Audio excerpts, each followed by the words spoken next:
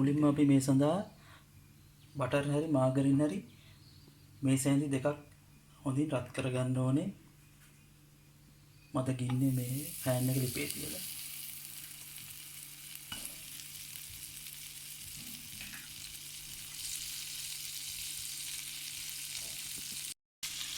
මම මේ සඳහා බටර් මේ සෑඳි දෙකක් තමයි යොදාගත්තේ.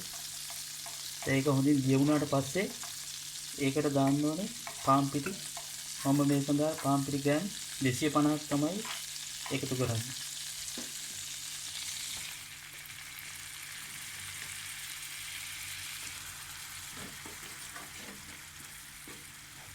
ඒකට පාන් පිටි ග්‍රෑම් 250ක් එකතු කරලා මේක හොඳින් මදගින්නේ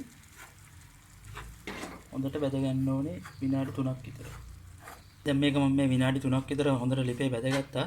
දැන් මේක හොඳ සුවඳට එනවා.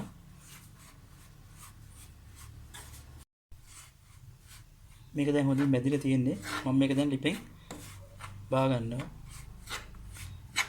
බාගෙන හොඳට නිවෙන්න තියෙන්න ඕනේ. මේක හොඳට නිවුණාට පස්සේ තමයි අපි ඩෝ එක ගන්නන්න ගන්නේ. බෝල් එකකට තියලා හොඳින් නිවෙන්න. අපිට මේ සඳහා පැණි මිශ්‍රණයක් අවශ්‍ය වෙනවා. අපි ඒකට සීනි මම ග්‍රෑම් 100ක් විතර එකට යොදා ගන්නවා. ග්‍රෑම් 100ක් දාලා මේ ආකාරයට මද ගින්නේ මේක පැණි මිශ්‍රණය හදාගන්න. මේකට අපි වතුර තඬු කෝප්පයක් විතර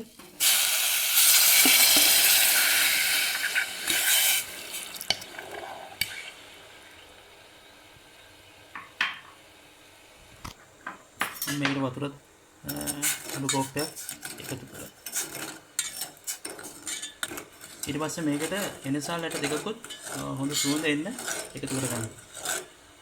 මේ ආකාරයට විනාඩි 3ක් 4ක් වගේ මේක මදගින්නේ හොඳට රත් වෙනකොට පැණි එකේ පදම එනවා අපිට.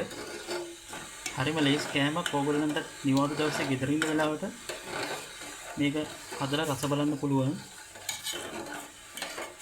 පාස්වෙන්ම හදාගන්න පුළුවන්. වැඩි වෙලාවක් යන්නේ නැහැ.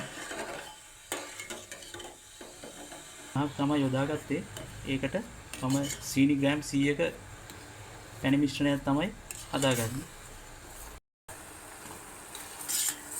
දැන් මේක අපි හොඳින් රත් කරගෙන තියෙන්නේ. ඔයගොල්ලන්ට පේනවා ඇති හොඳට පේනේනවා. මේක හොඳ මට්ටමට ගානට ඇවිල්ලා තින්නේ. මේ ගානට ආවට පස්සේ ඔයගොල්ලෝ මේක ලිපෙන් බා ගන්න.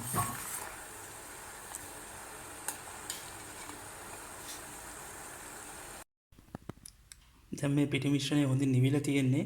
මේක නිවුණට පස්සේ මම මේකට පිටිකිරි දාලා හොඳට මේ ඩෝ එක අනා ගන්නවා.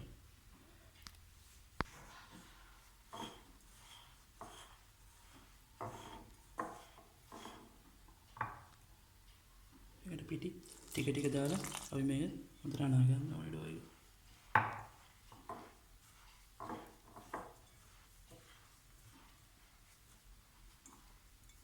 ඔයගොල්ලෝ එකපාරටම කිරි දාන්න යන්න එපා. කිරි ප්‍රමාණය ටික ටික එකතු කරන්න මේකට.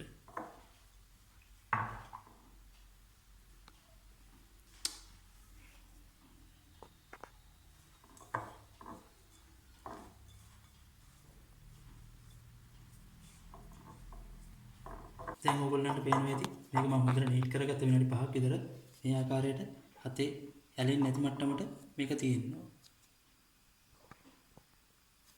මේ ආකාරයට මේක අතේ ඇලෙන්නේ නැති මට්ටමට මේක ඔයගොල්ලෝ හදාගන්න. අවුමට එන්න බෝල් එක වලට මේක හදාගන්න.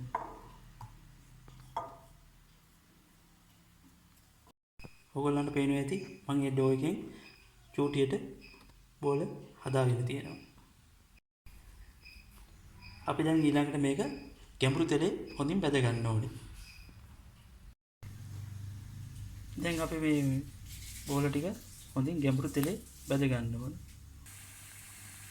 මේ ආකාරයට හොඳින් බැද ගන්න.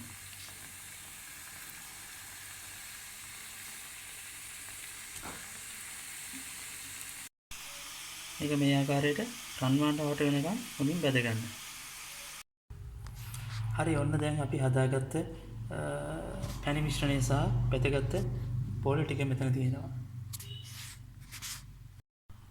මෙතන අපි හදාගත්තේ පැණි මිශ්‍රණය තියෙනවා. දැන් අපි හදාගත්තේ පැණි මිශ්‍රණයට වැදගත් බෝල ටික ඔක්කොම දාලා හොඳින් මිශ්‍ර කරගන්න ඕනේ.